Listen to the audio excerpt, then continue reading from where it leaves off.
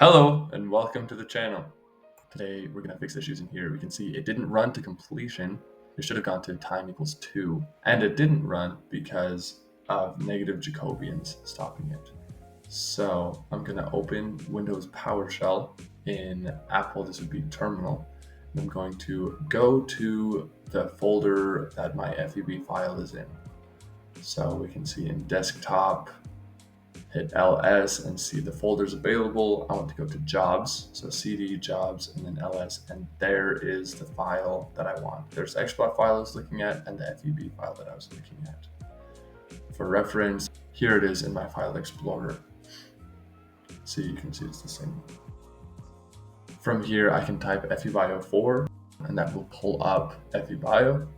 And now to see where the negative Jacobians are, I'm going to set output negative Jacobians space 1. And if you get this little confirmation message, that means you know it has worked. From here, since I'm already in the folder before I even started FEBio, I can just type run space and then copy paste the file name. I like to do that because it gets complicated. And then .feb. And then by hitting enter, it runs and it starts to go.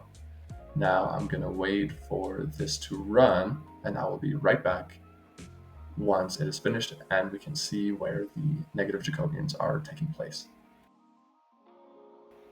So here it is all finished. Didn't run to completion like I expected, just like before, but this time it shows us where the negative Jacobians are. It gives some element names of where that took place. And so we can come to an export file of the same model, and I'm just going to pull this up in my screen so we can look at both at the same time. I'm going to copy and paste this element number. This is a problematic element. Go to edit and then down the menu to find. Make sure that I have select element selected, and then that element number is its ID number. So I'm going to paste that in and click OK, and it will show which element is causing an issue. So I can see in this model it is in the right 5/6 joint. Now let's see if we can find the other one. Go back to the log file and find this other element ID and copy and paste that value into edit, find. This time I'm not going to have that clear current selection on, so that way both show up.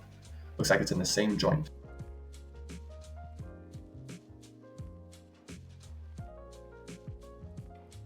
Oh, here's one, but it looks like it's one that we have already found in that previous joint. Here's one more. We'll see where it is.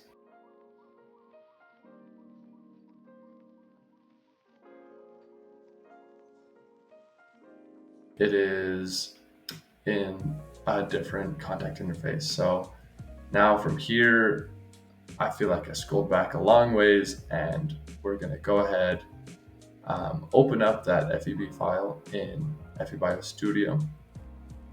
And now from here, we can edit the contact interface. Since it had negative Jacobians, I'm going to start by trying to decrease the contact penalty in those joints that I found. Thank you for watching, and I'll see you next time.